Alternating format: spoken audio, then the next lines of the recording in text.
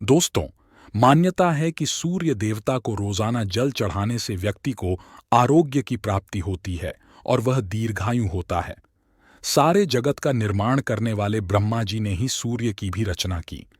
सृष्टि के आरंभ में ब्रह्मा जी के मुख से ऊं शब्द प्रकट हुआ। तब सूर्य का प्रारंभिक स्वरूप सूक्ष्म था। उसके बाद भू, भूव और स्व शब्द उत्पन्न हुए। ये तीनों पिंड के रूप में ऊ में विलीन हुए तो सूर्य को स्थूल स्वरूप मिला। इसके पश्चात ब्रह्मा जी के 4 मुखों से वेदों की उत्पत्ति हुई, जो इस तेज रूपी ऊ स्वरूप में जा मिले। फिर वेद स्वरूप यह सूर्य ही जगत की उत्पत्ति, पालन व संहार के कारण बने।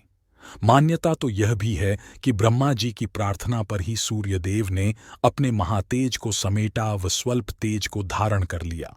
एक अन्य पौराणिक कथा के अनुसार सृष्टि के विस्तार के लिए ब्रह्मा जी ने दाएं अंगूठे से दक्ष और बाएं अंगूठे से उनकी पत्नी को उत्पन्न किया। दक्ष के 13 कन्याएं हुईं। दक्ष की 13वीं कन्या का विवाह ब्रह्मा जी के पुत्र मारीच से हुआ। मारीच से कश्यप उत्पन्न हुए, जो 7 ऋषियों में से एक हुए। कश्यप का विवाह अदिति से हुआ। कश्यप और अदिति से उत्पन्न सभी पुत्र देवता कहलाए। कश्यप की दूसरी पत्नी दिति से दानव उत्पन्न हुए। दानव सदैव देवताओं से लड़ते रहते थे। एक बार दैत्य दानवों ने देवताओं को भयंकर युद्ध में हरा दिया। देवताओं पर भारी संकट आन पड़ा। देवताओं की हार से देवमाता अदिति बहुत दुखी हुईं। देवताओं के कल्याण के लिए वह सूर्यदेव की उपासना करने लगीं। उनकी तपस्या से सूर्यदेव प्रसन्न हुए और पुत्र रूप में जन्म लेने का वरदान दिया। कुछ समय पश्चात उन्हें गर्भधारण हुआ। गर्भधारण करने के पश्चात भी अदिति कठोर उपवास रखती, जिस कारण उनका स्वास्थ्य काफी दुर्बल रहने लगा।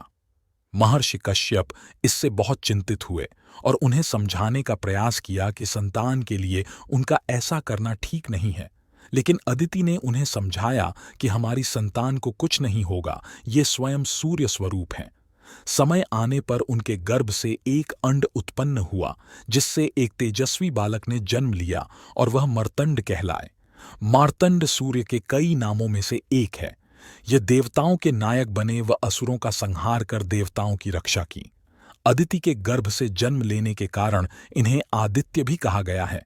पुराणों के अनुसार माघ मास की शुक्ल पक्ष की सप्तमी तिथि को सूर्यदेव की रोशनी पहली बार पृथ्वी पर पड़ी। तो आज हमने सूर्यदेव के जन्म के बारे में जाना। अगर आपको वीडियो पसंद आया तो हमारे चैनल थ्योरी ब्रेकर को like, comment, share and subscribe करें।